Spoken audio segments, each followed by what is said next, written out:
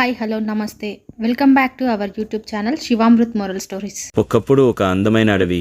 ఆ అడవికి రాజు సింహం. ఆయన తెలివైన నమ్మకమైన కుందేళ్లను తన మంత్రిగా ఉంచుకున్నాడు. రాజు ఆరోగ్యం కొద్దిగా బలహీనపడుతున్న సమయంలో ఓ నిర్ణయం తీసుకుంటాడు.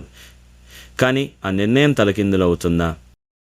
ఈరోజు మనం చూడబోతున్న కథ. సింహం తన కొడుకు యువరాజుతో రాజ్యపాలన గురించి మాట్లాడుతుంటాడు. బాబూ, పాలన అనేది కేవలం అధికారంగా ఉండటం కాదు, ఓర్పు, సహనం, వివేకం ఉండాలి. ఇంకొన్ని రోజుల్లో నీకు రాజ్యాన్ని అప్పగించాలనుకున్నాను, కానీ ఒక చిన్న పరీక్ష ఉంది. ఒకరోజు సింహం కుందేలును పిలిచి ఓ ప్రత్యేక పనికి పంపించాడు. కుందేలా, నా ఆరోగ్యం అంతగా సహకరించట్లేదు. కొంతకాలం పాలన బాధ్యతలు ఎలుగుబంటికి అప్పగించాలి అనిపిస్తుంది. నీ చేతుల మీదుగా అతనికి సమాచారం ఇవ్వు. సరే రాజా, నేనిప్పుడే వెళ్ళి చెప్పేస్తాను.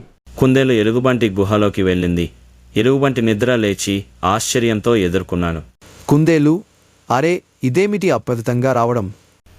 రాజుగారు స్వయంగా నన్ను పంపారన్నా మీకు పాలన అప్పగించాలని భావిస్తున్నారు. కొంతకాలం అడవిని నీవే చూసుకోమన్నారు. ఈ నమ్మకాన్ని నిలబెట్టుకుంటాను.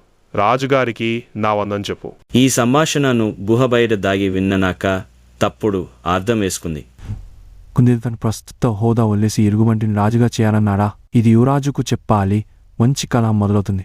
కనీగా యువరాజు తిరిగి వెళ్ళింది. అర్థం చేసుకోకుండా కుండ బద్దలు కొట్టింది. చిన్న రాజా, కుందేలు మంత్రుల విశ్వాసభంగం చేస్తున్నాడు. ఎలుగుబంటిని కొత్త రాజుగా చేయమంటూ మీ తండ్రి తప్పుపడుతూ మాట్లాడుతున్నాడు. ఏమిటి ఈ విశ్వాసఘాతక పని? ఇప్పుడే ఆ కుందేలుని శిక్షిస్తాను. యువరాజు బయటకు పరుగులు తీస్తుంటే మృగరాజు అతని తండ్రి ఆపాడు. ఏమైంది బాబు, ఇందుకు కోపంగా ఉన్నావు? నాన్న, కుందేలు రాజ్యంలో త్రోపించాలనే ప్రయత్నం చేస్తోంది. నక్క చెప్పింది. నన్నే అడగకుండా నిర్ణయం తీసుకున్నావా? ఆ కుందేలు నా ఆదేశానుసారమే ఎలుగుబంటిని కలిసింది. మీకు తెలియకపోవడమేతావు. బాబు, ఎవరైనా ఏదైనా చెబుతారు, కాని మనం వినే ప్రతి మాట గుడ్డిగా నమ్మకూడదు. ఆలోచించి విచారించి నిజాన్ని తెలుసుకొని తర్వాతే నిర్ణయం తీసుకోవాలి. ఆవేశం మనల్ని తప్పుదారి పడేస్తుంది. క్షమించండి నాన్న, ఇక ముందు బుద్ధిగా ఆలోచించి మంచిగా ఇవ్వమాక. ఆ రోజు నుంచి యువరాజు ఎలుగుబంటి దగ్గర పాలన నేర్చుకోవడం ప్రారంభించాడు. నక్క, దాని కుట్రలు విఫలమయ్యాయి.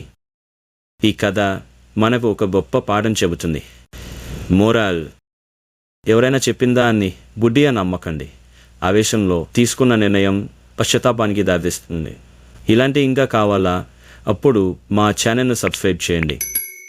ఈ కథ మీకు నచ్చితే లైక్ చేయండి, షేర్ చేయండి.